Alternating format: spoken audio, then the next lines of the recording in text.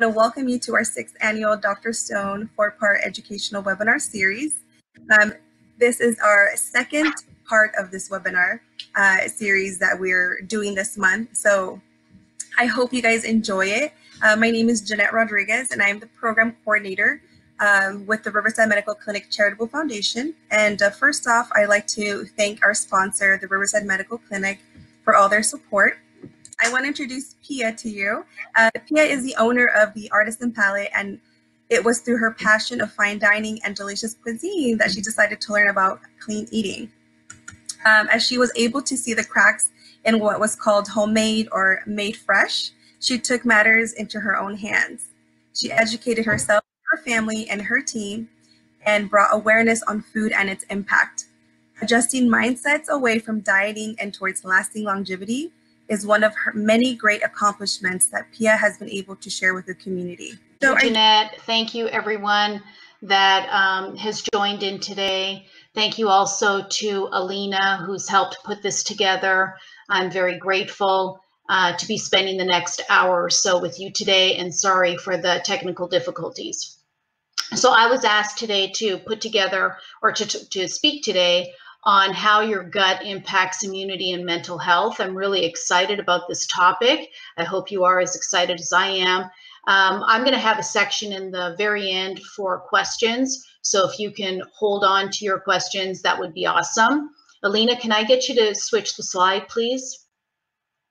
Thank you. So as Alina said, I'm the owner of Artisan's Palette. It's a market in Temecula, and I've owned it since 2013. In fact, in the next week is going to be our 7-year anniversary, so super excited about that. And before I opened my market, I thought I was a clean eater. I thought I was doing everything right, listening to, you know, just vague type of descriptions like, oh, if it's homemade, it's clean, or, you know, oh, if it's local, it's clean, and eat fruits and vegetables, and these types of things. I really bought into it.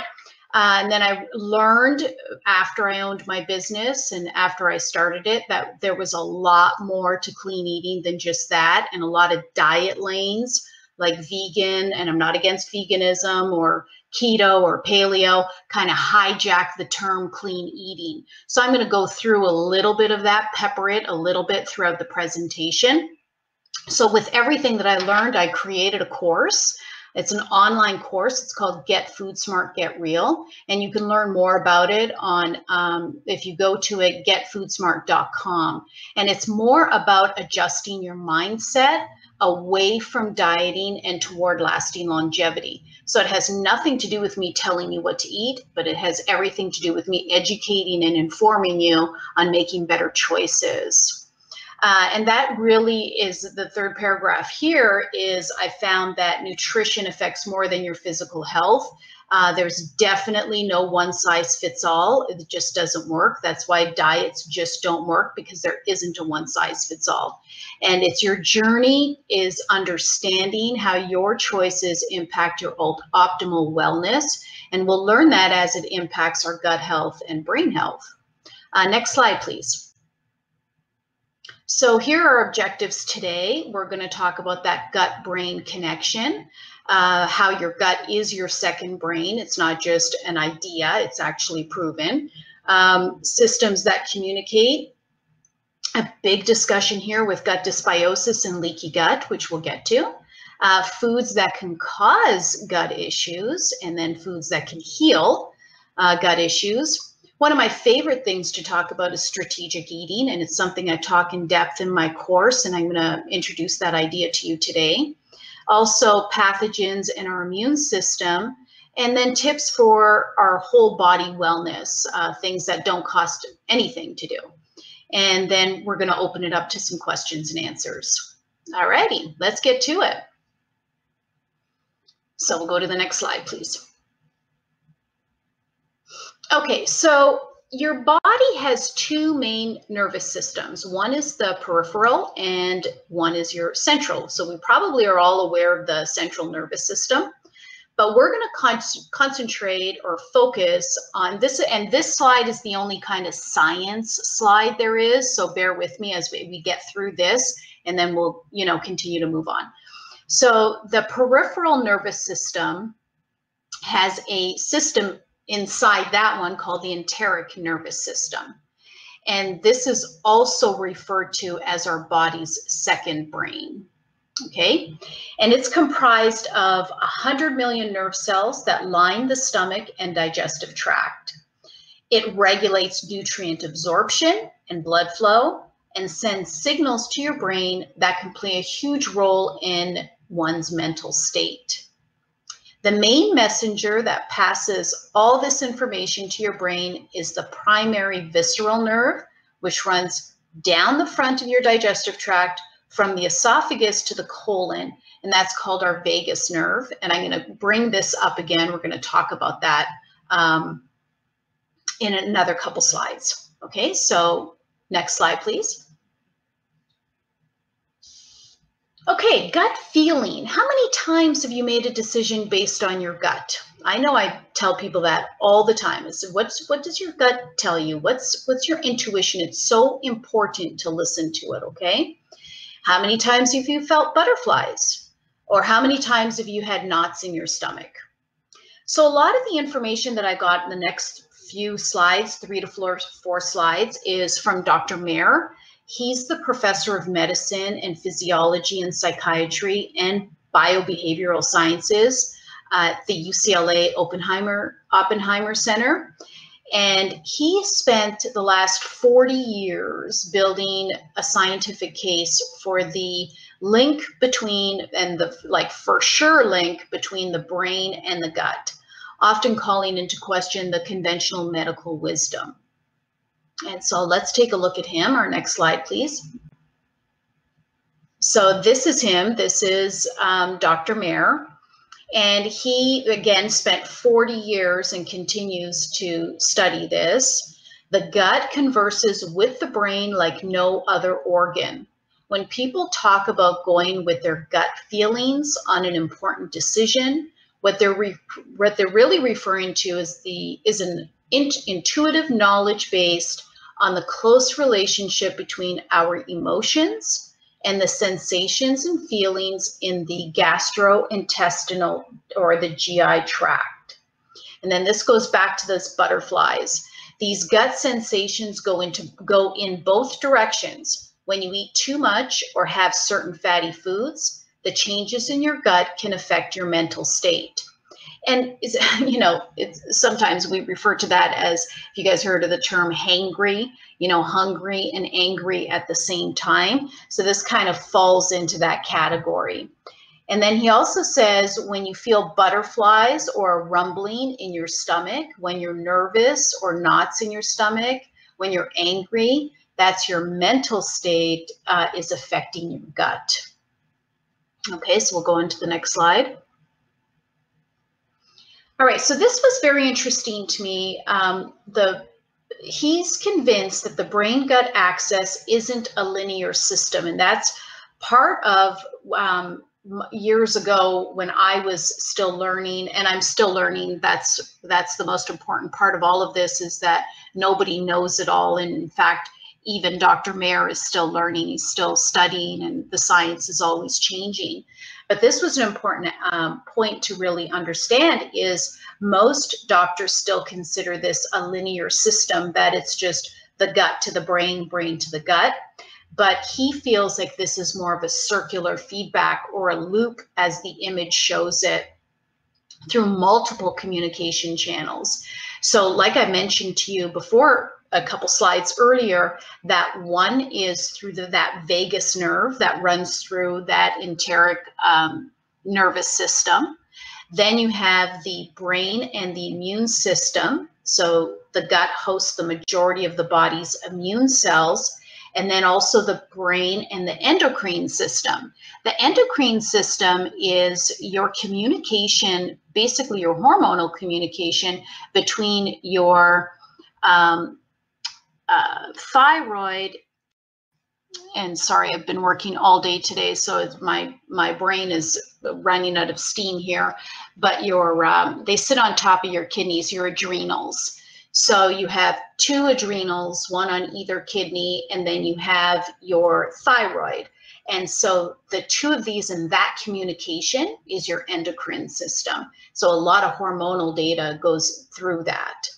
So underneath the image that you see there, it says the gut and the brain are closely linked through bidirectional signaling pathways that include nerves. So that would be that vagus nerves, hormones, the endocrine system, and the inflammatory molecules. So we can go to the next slide, please.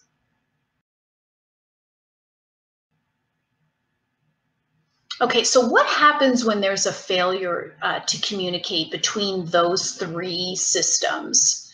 When the communication channels go awry for one of a variety of reasons, that includes poor diet, stress, or illness, the result can be physical health problems such as digestive disorders, which we're going to talk about, obesity, and mental health issues such as anxiety or depression. So Dr. Mayer notes that it's no coincidence that most patients with anxiety or depression also have abnormal gastrointestinal function, okay? So when we start talking about poor diet, most people don't really know what that means because they really don't know what a good diet is either. And that's where we have to start working a little bit harder. And I'm going to introduce some concepts in this presentation for you to start to understand that and put more of the descriptors in there rather than just words like poor diet, good diet. You know, what does that mean? So let's go to the next slide, please. Okay, so gut dysbiosis and leaky gut. So what does this mean? These are some big words, and some of you may have heard some of these terms before. So let's first just get definitions out, and then let's just drill down a little bit deeper. So dysbiosis is an actual medical term for imbalance. And for our purposes today, specifically in the flora or microbiome of the gut. So those are the bacteria and the good bacteria that we have in the gut.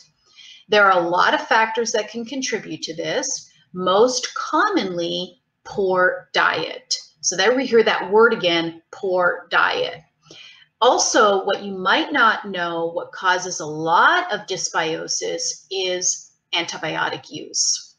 Also, overuse of alcohol and exposure to certain molds and mycotoxins. And the molds and mycotoxins go back not just what we might have in the walls or lurking in the air system that we have, but also there's a lot of mycotoxins in the foods that we consume. So that's another area that we have to be aware of. So poor diet, antibiotics, overuse of alcohol, molds and mycotoxins are all ways in which we can achieve this imbalance, also known as dysbiosis, in the gut.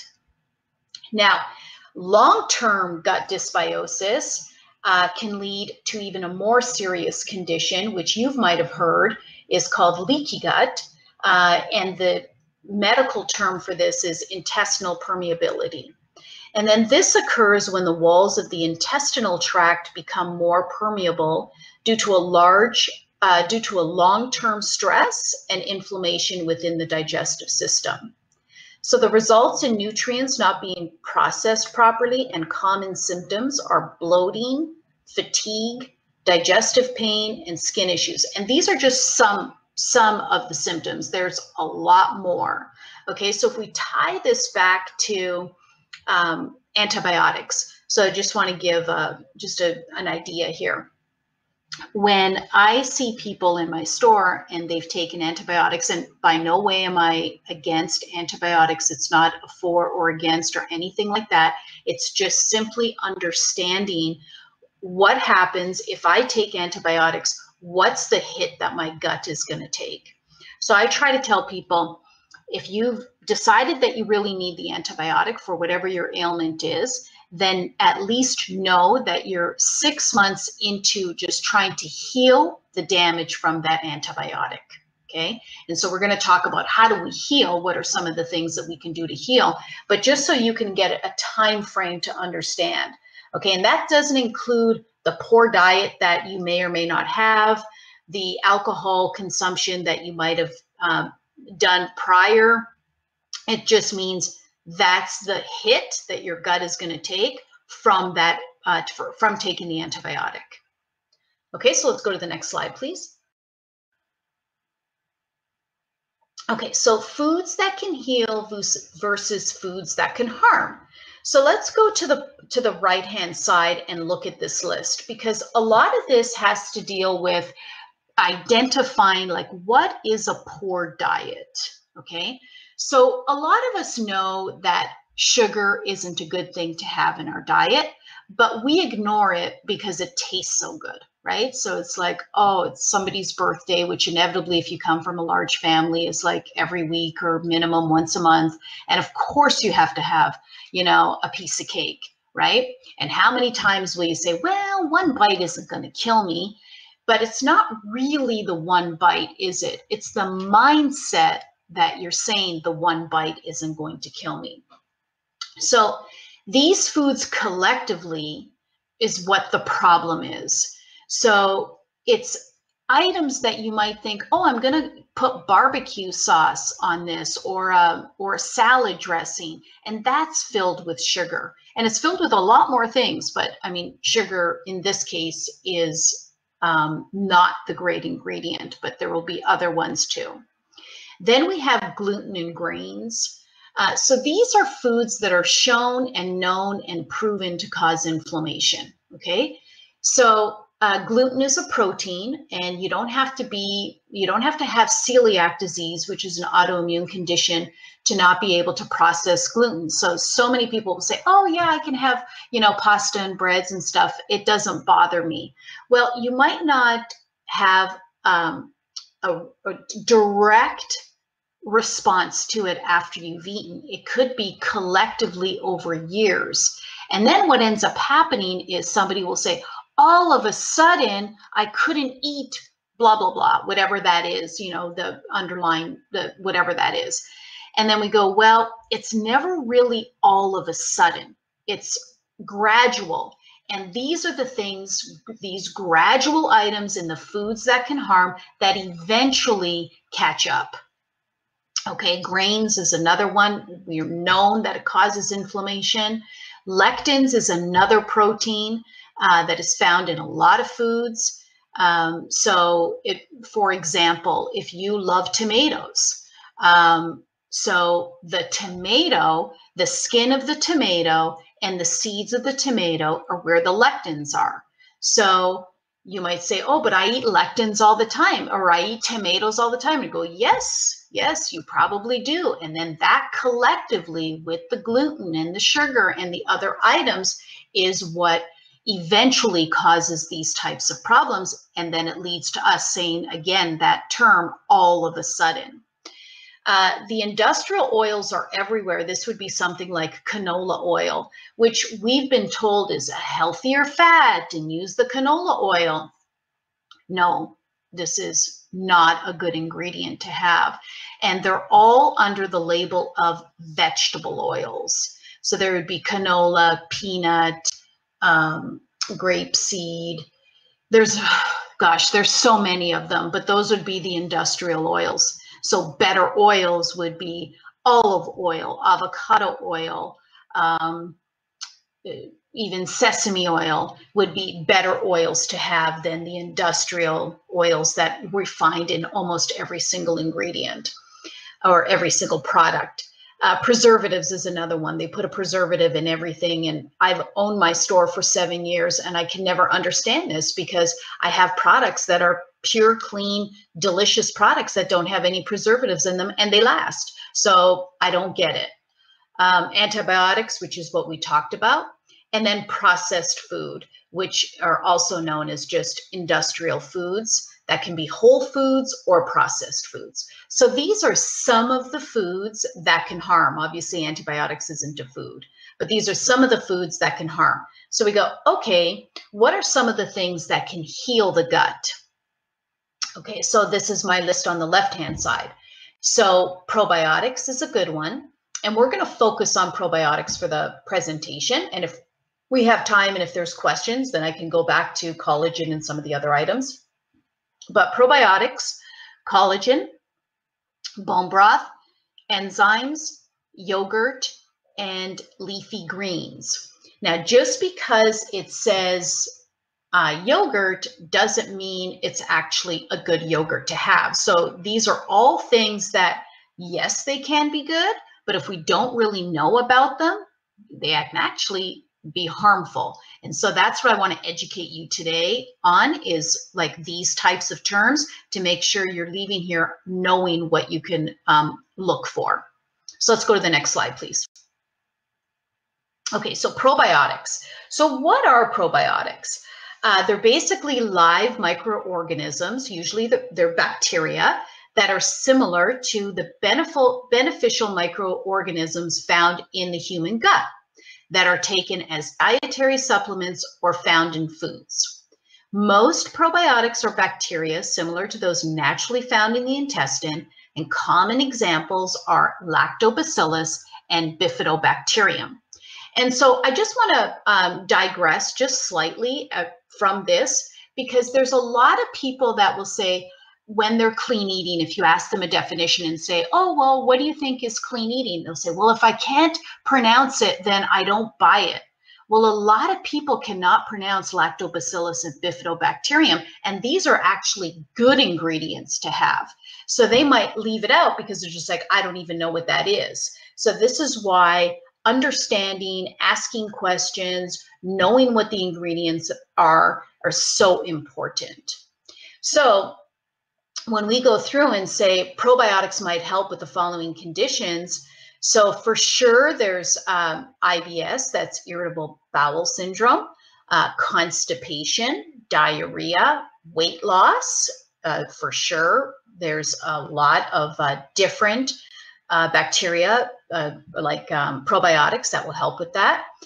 Question is gassiness. Yes, correct. That's another that would be in that form of, digestion issues, brain health, heart health, and immunity. So probiotics can help with all of those items, or with all of those conditions, provided we pick the right probiotics. So let's go to the next slide, please. Okay, so I created this slide to kind of give you an idea of all the different probiotics there are, and then how you can make better choices when you go and look and pick your probiotics that you're going to take. So lactobacillus is a type of probiotic. So you see there in my first bullet, I have actually three types of lactobacillus. So there's Lactobacillus gasseri, Lactobacillus rhamnosus, and Lactobacillus, a combination of rhamnosus and Bifidobacterium lactis. So when we look at those strains of probiotics, those are good to help you with the weight loss. Okay, then we look at, there are 2 different types of lactobacillus in here and 3 different types of Bifidobacterium. So there's Bifidobacterium longum, Bifidobacterium brave, and Bifidobacterium infantis, combined with Lactobacillus helveticus and Lactobacillus rhamnosus. That's good for brain health. Okay. Then we go into a very, very popular one, like in almost every single probiotic, you will have Lactobacillus acidophilus. That's probably the most common bacteria, okay? And so it's in almost every single, like yogurt, and I'm going to talk about these a little bit more, but that's probably the most popular. And this one here, this line here, Lactobacillus acidophilus, Bifidobacterium longum, and Lactobacillus reuteri, all of these 3 are super popular probiotic strains that you're going to find in almost every single probiotic that you would go out and buy. Okay, then there's Lactobacillus GG. This one here you don't find a lot, the crispatus and Lactobacillus gasseri. And then the other 2, Bifidobacterium bifidum and longum, they are good for immunity. Okay, so now we're starting to understand that we're moving away from just the big term called probiotics to understanding the types of strains that are found in a probiotic, and then what those strains are good for, whether they're good for our brain health, whether they're good for weight loss, trying to get to the crux of it, right? Of understanding, here is my issue, and then here's my issue, and then these are the strains that are going to help with that. So let's go to the next slide. Okay, so a concept that I teach in my course called Get Food Smart, and something I talk a lot about when I talk to my customers, is this concept that is strategic eating. Okay, so we go back and we say, okay, those are the strains that are important to us, but then how do I get those strains? So we know that if we buy yogurt, okay, whether it's dairy or non-dairy, though we will get probiotic strains in them, okay? Acidophilus will definitely get in there. Butter, whether it's dairy or non-dairy. And again, I'm not promoting that you should be taking these products, right? Because we have the clean versions of these items and the not so clean versions of these items. So that's the second part of this, is understanding, oh, that's the type of food, so yogurt is the type of food, but what's the best yogurt to take? Okay, same with butter. Butter is the type of food, but what's the best butter? And I'm going to give an example of the butter in a second. Then there's kefir. Kefir is a drink that you could make. It's a fermented drink that you can have that's either dairy or non-dairy. Some of you might have heard of kombucha. There's also jun.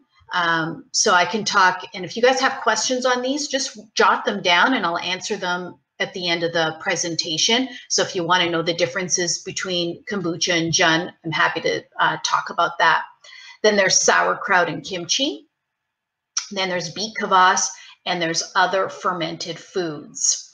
So these are just some of the foods that you'd find in your local market that can be high in probiotics. Okay, so now I'm going to digress just for 1 second, just to prove a point of understanding strategic eating. And let's talk about butter. Okay, so if we're doing strategic eating, and I talk about this in another slide, it'll say, does this food help me or does this food hurt me? Okay, so you might say, oh, I'm lactose intolerant. I have to be non-dairy, so I'm not going to eat butter. You go, okay, good. Most people are lactose intolerant, whether they know it or not. So we start to understand and go, well, why? Why is that happening? Okay, a lot of us don't produce the enzymes that are required to break down these types of foods. So in this country, most dairy is produced from two types of cows. They are called a Jersey cow and a Holstein cow. Those are the two types of cows in this country, and all the dairy comes from those cows. Now, and those are the two types of cows that are found in almost every single country except for France, and for a little bit Italy as well, but mostly France. So France creates their dairy, but they don't use those types of cows. Holstein cows, Jersey cows. They have different types of cows. Okay. Now, we say, okay, that cow in this country, whether it's a Jersey cow or a Holstein cow, produces a protein, which is a casein. Okay, dairy has two types of caseins, casein 1 and casein 2. And this is generally more about the butter that from the Holstein cows, or dairy from the Holstein cows or Jersey cows, produce casein 1. And that one is very hard to digest. Okay, so that's usually when people are non-dairy or cannot digest dairy, it's because of that specific protein. Now in France, when you get butter or cheese from there, those types of cows produce a protein called casein 2, and that one is much easier to digest. So you might be saying, oh, is that why I can take goat's milk or goat cheese and goat products? And the answer would be yes. If you ask that question, it's because goat products produce casein 2, and generally people that can't have cow dairy but can have dairy from a goat or a sheep. Okay, it's because of that it's because of that protein, which is casein 2. So I just digressed a little bit just to identify it's not just about going and buying butter. It is understanding what is the better butter, right? What is the better yogurt? So it's not just about running out and getting a brand name like Activa or, oh, I do Greek yogurt. It doesn't matter, okay? You need to understand the process that was taken to make the Greek yogurt or the coconut yogurt or whatever it is that you're going to ingest. Let's go to the next slide, please. Okay, so part of this and part of what I'm teaching you is I created several years ago the 10 Commandments for Clean Eating to help people, because people would say, well, you know, you're so knowledgeable, you know so much, like where do I start? How do I just start to understand what I'm getting? Because how would I ever know that the dairy is from Holstein cows and Jersey cows and produce casein 2, you know? How would we ever know that? Or casein 1 rather. So I created this list called the 10 Commandments for Clean Eating. And the first commandment is let the ingredient list guide you. That's the first commandment. And you can find all my commandments online at getfoodsmart.com. And I'll go through some of that with you later as well. Okay, so, and it goes back to what I just said. Every time, it's just a mindset shift, right? You look at something you're about to ingest and you go, is this going to help me or is this going to hurt me? That's it. That's the question you have to ask yourself. And then you go, okay, what's my return on investment? Not just monetary. What am I going to get from this item? Is it going to help lessen my inflammation? Is it going to help heal my gut? What are the things I'm going to get from this item which I'm about to consume? And if you start that, okay, that is your first step on your journey toward clean eating. That's the first step. And you just ask that question and start to look at the ingredients. You are on your way from moving away from a diet, which never works, toward your journey for lasting longevity. Okay, let's go to the next slide, please. Okay, so let's switch gears a little bit, but it's still intertwined. That now we're going to talk about the immune system. Okay, so what is the immune system? It's a set of tissues which work together to resist infections. The immune mechanisms help an organism identify a pathogen, which I'm going to explain what a pathogen is, and neutralize its threat. The immune system can detect a difference between the body's own healthy cells or tissues and foreign cells. And I want to remind everyone that everyone is born with an innate or natural immunity. It's our own type of general protection. So no, we cannot live in a bubble. They made a movie of that, Boy in a Bubble, I think in the 80s. It was a bad idea then and a bad idea now. So we need to be exposed to pathogens to really understand, to work our immune system. So let's get to the next slide, please.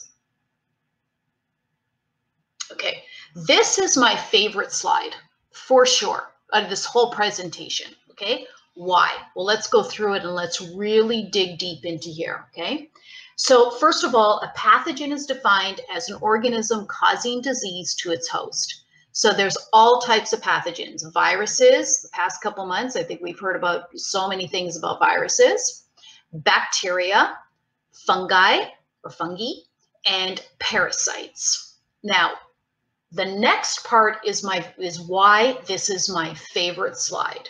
Okay, and let's just read it out loud and then sit on it. Okay, it has been estimated that there are over 380 trillion viruses inhabiting us.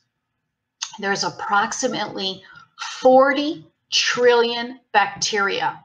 And wait for it, because this is the best part, okay? The human body is made up of 30 trillion cells. Okay, so let's just read this again, because this is unbelievable, right? We're more than 380 trillion viruses inhabiting our body. and approximately 40 trillion bacteria. So we are just one big germ fest, right? But yet everything works. Everything is supposed to work, right? Our immune system works if we're choosing good, making good choices for our diet. That'll work. And everything's meant to work in this like symbiotic way. Okay, so I've had several people, and you might want to do this for, and we're going to talk about anxiety and stuff in a couple more slides, but I have people that have gone through major illnesses, through cancer, through all sorts of things, and they start talking to a cell. And at first you might go, okay, that sounds a little cuckoo.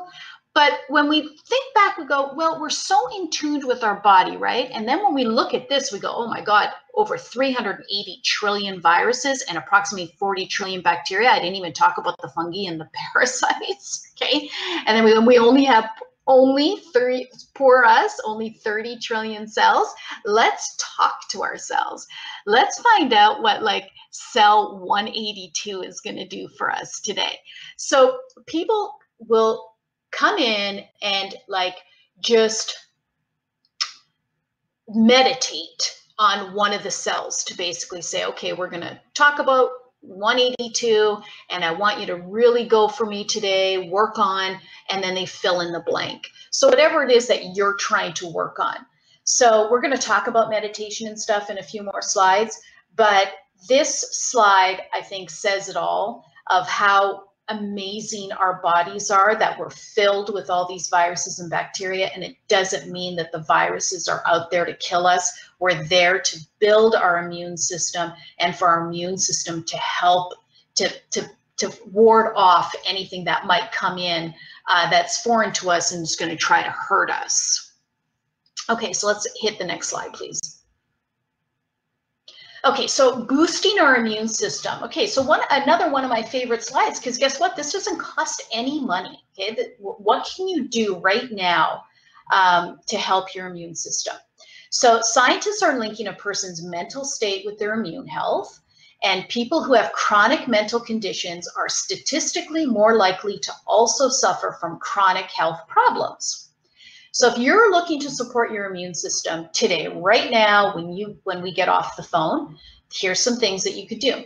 Look at your sleep patterns. How well do you sleep? If you're not sleeping well, if you're having a hard time going to sleep, staying asleep, whatever, not getting enough sleep, this is one of the systems that you need to fix. Okay, so all of us should know how many hours your body requires. My body requires 7 to 8 hours of sleep. And when I don't have it, it's not that I'm grumpy. I just know that I'm just not my best. My brain's not firing, just not my best when I don't have enough sleep, okay? My husband's closer to 10 hours. And so all of us should have a number of what we require, what our bodies require to have good sleep. And I'm sure when you've slept all night like solid, you're up and you go, gosh, it feels so good, okay? So when your sleep is not working for you, we need to talk about that because that's one of the first things that you need to get in order. Then it's drink plenty of good water. And again, you decide the water. A lot of people have these equations, you know, it's half of your body weight in liters, what you should be drinking. I don't really subscribe to any of that. I just subscribe to where's the water? Where did it come from? Let's hope it didn't come from a tap. And then if it did come from a filter, what kind of filter? I prefer to just drink pure mountain spring water. And we have an excellent source here in Southern California. It's called Mount Palomar, okay? It's high up on the mountain. So it's super clean water. Yes, it goes through their own filtration system, but the source is a mountain, not a tap, okay? So understanding what makes good water. And then a part of the 10 commandments for clean eating, commandment number 8 is get your body moving. And this doesn't require, you know, running a marathon. If you have a pet, take the pet out, go for a walk, stretch, just get some movement for your body every day. okay? And that helps boost your immune system. The next part here is proper elimination. So this is going to the bathroom, okay? And that's urination, both ends, okay, or both parts. Because this is amazing to me. I will have people that come in my store that have not gone to the bathroom for 8, 10 plus days, okay? I'm here to tell you that if you're not going to the bathroom every day, you have a problem. That's it, okay? Plain simple. You have a problem, and it's up to you to understand the tap on the shoulder that you're getting to say, oops, okay, why am I not eliminating every day? I better find out why and work toward that. Okay. And finally, and something that will help you is back to what we talked about, the probiotics, right? The probiotics have good bacteria that will help you start to eliminate every day. And then stress management is huge, mindful practices, and I have some tips for that toward the end of the presentation. So all of those things don't cost any money, and it's for you to look, that's just helping your immune system. Because remember, we only have 30 trillion cells. That's not a lot. And so if our cells are out trying to fix the sleep problem, fix the elimination problem, and fix all of these other things, how is it going to have time to go and actually ward off the bacteria and viruses that we're going to get, right? So we have to really see the perspective in this. Okay, let's go to the next slide, please. Okay, supplements for the immune system. Okay, I've just listed a few of my favorite ones here, but this goes back to the quality of things, which I have a slide for this. So it goes back to food and for supplements. So you can say, oh, I've gone to fill in the blank, big box store, whatever, and I picked up vitamin A. So vitamin A is so important for your immune system. So these are supplements that we're talking about, right? But not all supplements are made the same. Just like if you were to go out and understand the differences between poultry or understand the differences between red meat, you would understand there's a big, big difference between something that you would get at the supermarket versus something that's truly pasture. Vitamin A is, and the reason I say that is because where do you find vitamin A in the food source would be something like beef liver, super high in vitamin A. Carrots are also high in vitamin A, but the #1 source for a good level vitamin A would be beef liver. But again, not beef liver that you find at the supermarket that's all industrial grown. That is actually worse for you. So I wouldn't be taking that. So it's again, understanding the source. So many people take vitamin C, and I absolutely ask you right now, write this down. And then when we're off the phone, I want you to go in and look at your vitamin C. And if it says ascorbic acid, that is not vitamin C. That is the chemical version of vitamin C. Okay, so vitamin C, the food version, the superfood version of vitamin C are things like camu berry, acerola cherry. These are all, those two in particular, are the highest sources naturally of vitamin C. Okay, vitamin D3, the same thing. Sometimes you want it to take it with vitamin K2. That's another really important vitamin because K2 is what takes calcium to the right parts in the body. So it's D3 and K2. So that's a good one. I don't want to digress too much on the K2, but we can, if you're really curious and you have a question about it, we can take it up in the Q&As. A really good multi-source of B vitamins that goes beyond just B12. So there's a variety that I recommend, or a specific one that I recommend, and it's excellent because it's a B1 through 12. When you have a blood test, the blood test will show your B vitamin specifically and then your B12. So I always recommend that you take a multi-B vitamin in a liquid form, and again, understanding the source. And then from there, if your second line in your blood work says you're short on B12, then you would take a separate supplement for B12. Then minerals that I really like are zinc and selenium. And again, great zinc is what you could find in beef liver. Zinc is also, I have it as a separate tincture that you could take. Same with selenium. Really easy selenium that you could take if you don't want to take a supplement is just to eat up to 3 Brazil nuts a day, and then you'll get your recommended dosage for selenium. So there's zinc and selenium, great minerals, and found in organ meats is another really good way in which you can get that. Medicinal mushrooms, I take so many a day. So there's lion's mane, chaga, reishi, cordyceps, and there's several other ones. Turkey tail's another one. So that is excellent to help your immune system. And if you're already compromised with maybe having a cancer diagnosis at this point or an autoimmune condition at this point, I strongly recommend medicinal mushrooms as part of a plan. You know, it's not the be all end all. There's no, you know, silver bullet in any of this. It's a combination of things. And then propolis, probably one of my favorite supplements to take. I don't take it daily, but I do take it. It's one of these things that I rotate in and out. It is up to 80% as powerful as an antibiotic.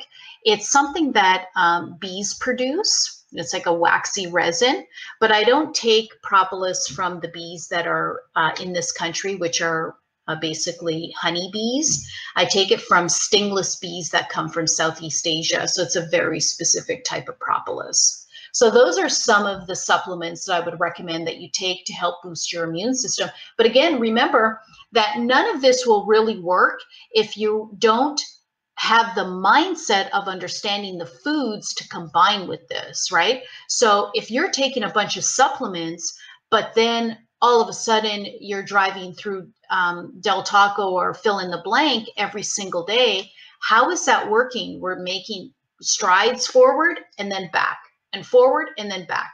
So we have to really understand that this goes, there's 2 tracks, your cellular track, which is part of your immune system, and your nutritional track. Those are the foods that you decide to eat and the choices you make on a daily basis. Those 2 tracks need to kind of flow and go together. Okay, so the next slide, please. Okay, so as I created, like I said, the 10 commandments for clean eating, where commandment number 1 is let the ingredient list guide you. And I also created this pyramid. This is called the What Are You Buying pyramid. And I created it to help people understand that you can't make a change until you understand what you're buying. And this isn't in a judgmental way, it's just in a factual way. So once you understand what you're buying, then you can make better decisions. Like you could understand return on investment. You can understand strategic eating. All these concepts that I talk about in my course, these are things that you can understand just by picking up these basic concepts that I'm teaching you today. So all the food, so that bottom row, it's called industrial food. All the food that we buy, whether it's a whole food like an egg, an avocado, an apple, a steak, okay, it's industrial food. And it was farmed and raised industrially. And to learn more about it, you can go on my website and learn more about that. But also in this level is any processed food. So a Pop-Tart and any type of everything's been processed to a certain extent, but I mean cereals, things have been fortified. So they've taken things out and then added things back in, which are the chemical versions of stuff. That's all industrial food. 95% of the people are eating industrial food. And that's true whether you're on so diet lane means nothing, right? If you're keto, paleo, vegan, doesn't matter. You can do any one of those diets at the industrial level. It doesn't mean it's clean, but you can be a vegan, you can be plant-based, you could be keto, you could be paleo, you could be vegetarian, all at the industrial food level. Then up to 5% of the population want to do a little bit better. So they start to seek out things that say organic. Okay. This is industrial organic. Not that it's bad, it's just to understand it, because you can still have industrial organic canola oil. Okay, that doesn't mean, and the industrial version is canola oil. So just because it's organic doesn't mean it's better. It's still going to impact inflammation markers. Okay, you can have regular sugar, cane sugar, and then you can have organic cane sugar. Okay, it still doesn't mean it's a good ingredient to have, because it still means that it impacts your inflammation. Same with grains, right? Oh, I'm going to have an organic wheat pasta. Okay, well, it still has lectins in it, and it still has gluten in it. So it doesn't mean that your body can just because it's organic doesn't mean it's clean or a good choice. Okay, so that's industrial organic. The next level is an oxymoron. It doesn't exist. Industrial pasture, it's a complete lie. So this is where you'll find you'll actually think you'll be paying more, but you're not getting more. So there'll be things like grass-fed, grass-finished, free range. Unfortunately, even the term pasture is getting muddled in here. And so you think, because you think the term free range, immediately a picture of birds happy on a pasture and flying around and jumping around and eating bugs, that's what goes in, that's the picture you have in your brain. Okay, well, I'm here to tell you, cage-free doesn't mean that. Cage-free is all the way down at the industrial food level. The bird is still in a silo that's 2 miles long, and they're still getting fed industrial grains and soy. And what it means is, in the day, 2 hours out of the day, a trap door gets open, and if the chicken can go out, then they can go out. But that's it. That's what cage-free means. Okay, so there's so much deceptive marketing, which is commandment number 3 of the 10 commandments of clean eating, that it makes your mind crazy. So you just go, okay, got to take a deep breath here, because we know the system is broken, but we could just start slow, right? Start with one step at a time. Start with one thing that you can change. And you go, what can I change? You start with, what do you love the most? Do you have a 3 o'clock sugar dragon? Do you have an 8 o'clock salt monster? What do you have? And then you go, okay, I'm going to keep that pattern that I have. I'm just going to pick the better version of it. Okay. And that's, again, being mindful and making your first step and strides toward lasting longevity versus just following a diet. Then above industrial pasture, so the next level, local organic, local pasture, this only really refers to meat products, like dairy and eggs, and then also produce. So like today, I got both at my home and at my store, we get a local box delivered to us that was all harvested this morning. So everything was in the ground. And then this morning they harvested it. They put it in a box and or a bag, and then we have it delivered to our house today. So we support a variety of different CSAs, which are community service agriculture. And then, of course, the very, very best is for you to grow your own. But honestly, I don't have a huge green thumb. I try. I have a garden. I have an herb garden as well. I fail all the time. It's horrible, but I try. I keep planting stuff. I keep working at it. I learned last year I should never plant, tomatoes next to cucumbers. I didn't know that. They hate each other, apparently.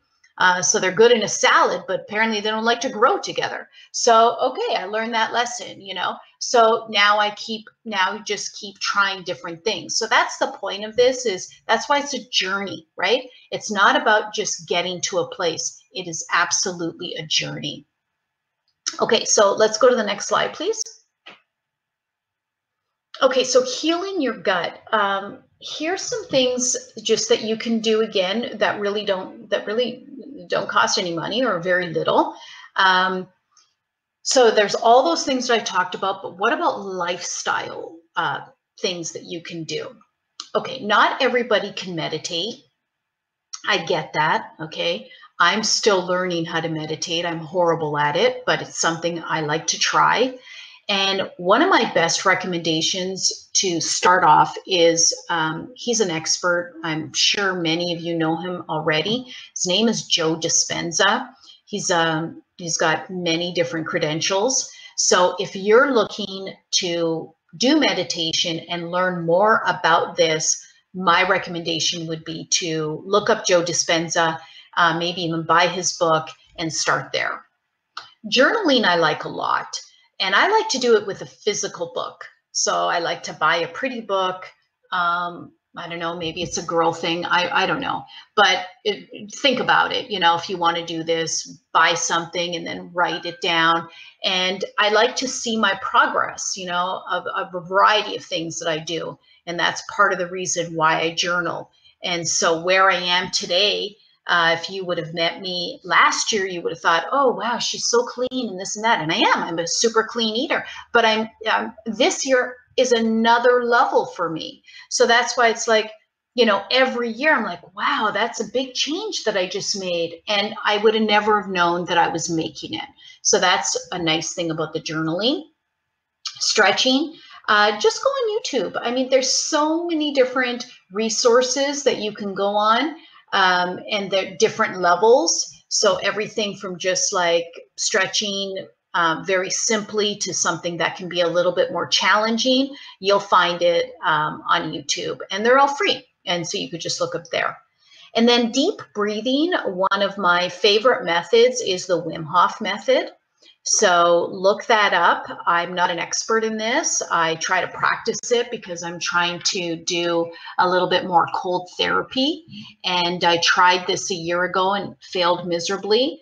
But as there's a theme here, right? I keep trying.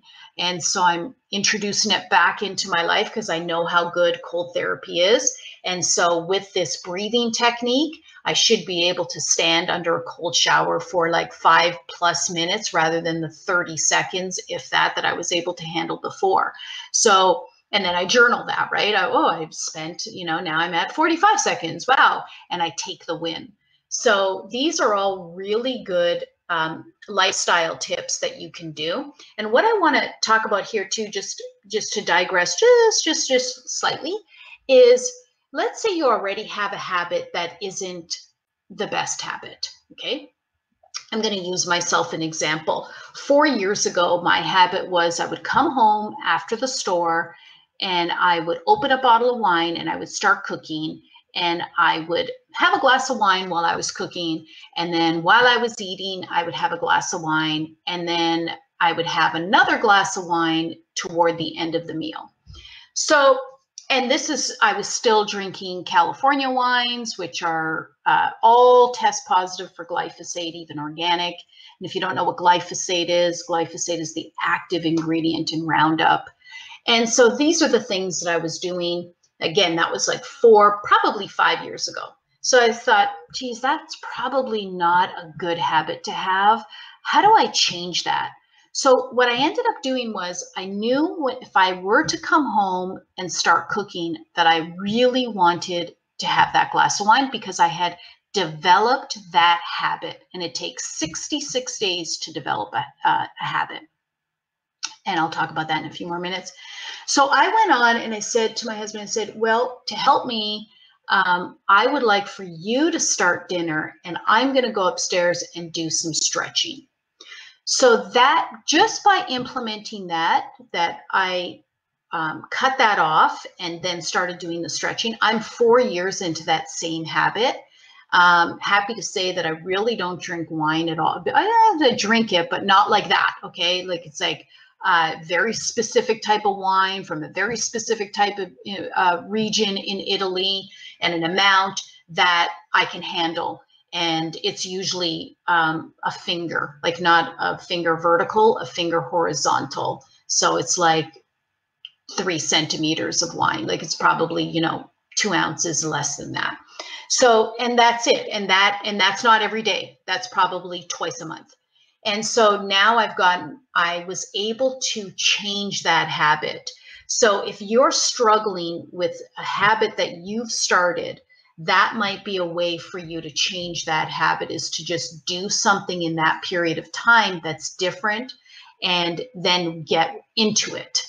That would be one of my tips for you. Let's go to the next slide, please. Okay, so just a few reminders here. Start small, okay? This is a journey. It's not about, oh, I got there, look at me, I'm a clean eater, I'm so perfect, my immune system is 100%. It doesn't work that way, okay? So it's just one small step of understanding. It's really an awareness campaign. It goes back to what I had said to you earlier. Is this item going to help me, or is it going to hurt me? If it helps you, you take it. If it hurts you, you try not to do it, right? Also, a big part of what I teach in my course is to take the wins. That doesn't mean you don't acknowledge the missteps, just means you don't focus on the missteps. So it's like, oh, you know what? Oh, I did have more than X that I should have had, or I did have that salty snack when I didn't want to do it. But then what did you do that day that you took the win on? So focus on the win, but acknowledge the misstep. And that's the importance of that journaling. If it's accessible to you, ask for help. And sometimes it's easier to ask for help through a stranger. As weird as that sounds, it's because there's no real judgment coming in. So if you're able to, but for me, our store is very therapeutic. So I hear a lot of stories. I help a lot of people because it's a safe place. So if you can find something like that, or somebody like that, or somebody that you trust, that you know that you just can have a frank conversation with, and you feel okay with asking for help, I strongly recommend that. And like I said earlier, it takes 66 days for a habit or behavior to become automatic. So even just 5 minutes a day can turn into something wonderful if you stay consistent. And let's go to the next slide. Okay, another idea here of crafting community. That's what we do in our store. What I've done specifically is create a support system. It's incredibly important for your mental health. And believe it or not, the studies are showing that loneliness and isolation can have incredibly detrimental effects on your physical health. And I'll just tell you real briefly, for a fact, okay, I spoke with one of my favorite customers. I've never met her in person. I've only met her through just from the phone, talked to her once a month. She lives in Vista. She's 92 years old. This is the first time in over 70 years she's a piano teacher that she is completely alone, completely, okay? And it is wreaking serious havoc with her mental health. And of course, nobody wants to visit because they're afraid that if you go and visit, I don't want to be the one to, not me personally, but I'm just saying, people are thinking, I don't want to be the one to give her COVID in case that happens. And this feeling of loneliness, I could tell you 100%, those approximately 380 trillion viruses will take advantage of this, the existing ones, okay, because her immune system is going to go down. So it's not just about her mental health, it's the whole system and how the whole system of the body works. So being alone is actually detrimental for her, okay? Not just her mental health, her physical health. So now it's more important now than ever to find your tribe. Sometimes that means stepping outside of your comfort zone, which can be scary, but more often than not, other people want to connect just as much as you do. And that too is a fact, okay? We're social beings. We want to be connected. We need to touch and feel and be connected and feeling this way. So as much as possible, if you can do that, bring that back, that would be great. And next slide, please. Okay, so our conclusion here is, I think you get the picture. Your mental health is a complex and multifaceted factor of life that every single one of us will struggle with at varying degrees throughout our lives. And just look at my 92-year-old. She never struggled with it until now, 92. Although eating a certain way will not cure depression entirely, it is important to give our bodies the best possible chance to heal along with our minds. New studies are showing promising results from using a whole body approach to wellness, and it is undeniable that all of our systems are connected.